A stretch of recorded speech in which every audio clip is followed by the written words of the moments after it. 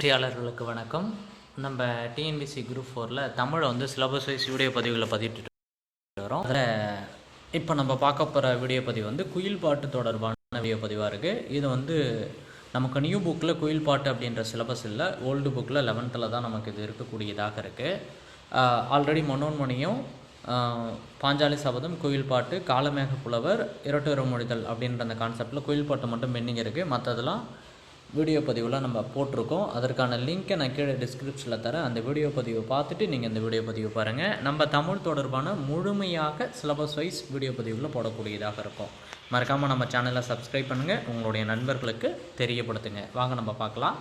இதில் இருந்தும் கேள்விகள் எடுக்கிறாங்க. குயில் பாட்டு அப்படின்றது பாரதியாரனுடைய நூல் அப்படின்றது நமக்கு தெரியும்.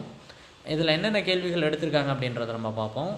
பாட்டினை போல் ஆச்சரியம் பாரின் மிசை இல்லையடா அப்படின்ற இந்த வரி யாருடையது அப்படின்னு சொல்லிட்டு கேள்வி கேட்டிருக்காங்க.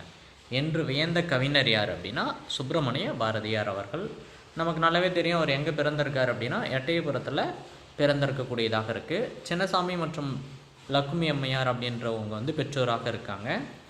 இந்த இதுவும் நமக்கு கேட்பாங்க, யாருடைய கவிதைகளில் அடிமைப்பட்டு கிடந்த இந்தியாவை வீறுகொண்டு விடுதலை வேட்கைக்கு உரமூட்டியவர் அப்படின்னு கேட்டால் பாரதியார் அவர்கள். இவர் வந்து தேசிய கவி மற்றும் மகாகவி அப்படின்ற இதெல்லாம் பாராட்டக்கூடியதாக இருக்குது.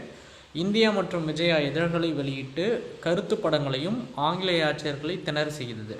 நமக்கு நல்லாவே தெரியும், கருத்து படங்களை வெளியிட்டவர் இவர் தான். அதேமாதிரி சுதேசமித்திரனில் இதழாசிரியராக சில காலம் பணிபுரிகிறார். அது மட்டும் இல்லாமல் இதில் இருக்கக்கூடிய ஒரு சில நூல்களை நம்ம பார்த்துருவோம். பாரதியார் கவிதைகள், பாஞ்சாலி சபதம், கண்ணன் பாட்டு, குயில் பாட்டு கவிதைகள் மட்டுமின்றி இவர் என்ன பண்ணியிருக்காருன்னா உரைநடையும் எழுதியிருக்காரு. ஞானரதம் அப்படின்ற உரைநடையும், சந்திரிகையின் கதை, தராசு போன்ற உரைநடை நூல்களையும் எழுதியிருக்காரு. இவருடைய கவிதை இந்த உரைநடையில் நம்ம நல்லா தெரிஞ்சுக்கணும். உரைநடை என்னென்ன அப்படின்னா ஞானரதம் மற்றும் சந்திரிகையின் கதை, தராசு அப்படின்றதும். அதுக்கப்புறமா பாருங்கள், இவருடைய வசன கவிதைகள் வால்ட் விட்டமின் மற்றும் கலீல் கிப்ரான். அப்போ யாருடைய சாயலில் இவருடைய வசன கவிதைகள் இருக்கும் அப்படின்னா வால்ட் விட்டமின் மற்றும் கலீல் கிப்ரான் அப்படின்ற ஒரு இதில் இருக்கக்கூடியதாக இருக்குது. தமிழ் இலக்கிய வரலாற்றில் ஒரு புதிய பகுதியோடு பாரதியார் வந்து தொடங்குகிறார் அப்படின்னு சொல்லிட்டு சொல்லலாம். சரிங்களா? முனைப்பழும் பொருளாக பிணைத்து புதுமை வாய்ந்த தமிழ் மொழியை திறனாயாக்கும் அறிஞர் பெருமக்கள் பாரதிக்கு ஒரு தனிமிடம் உண்டு. இந்த வரியை அப்படியே கேள்வி கேட்பாங்க.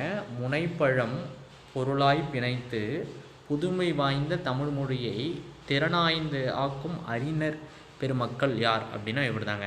இப்போ இதில் என்ன பண்ணுவாங்க அப்படின்னா, இந்த குயில் பாட்டை பொறுத்த வரைக்கும் நமக்கு 11th மட்டும்தான் இருக்குது. இது வந்து ஃபுல்லாகவே பாடல் வரியை நம்ம தாங்க படிக்கணும். இந்த பாடல் வரியை நான் கிளாஸ் எடுக்கல, பாடல் வரி நீங்கள் தான் படிக்கணும்.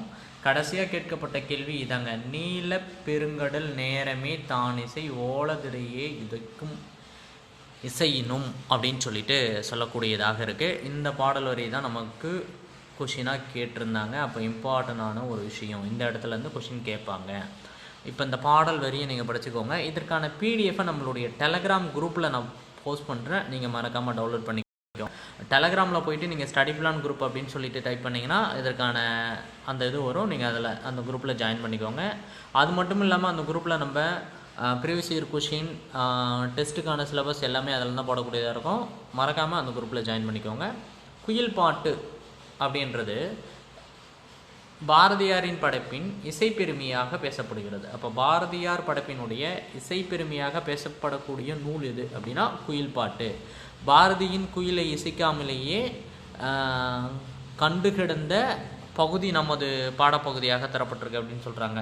அப்போ ரொம்ப முக்கியமானது பாரதியாரனுடைய பாடல்களில் இசை பெருமையை போற்றக்கூடிய நூல் எது அப்படின்னா குயில் பாட்டுங்க. சரி, ஓகேங்களா?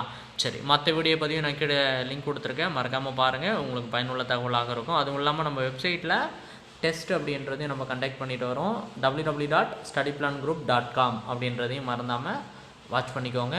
Thank you to all.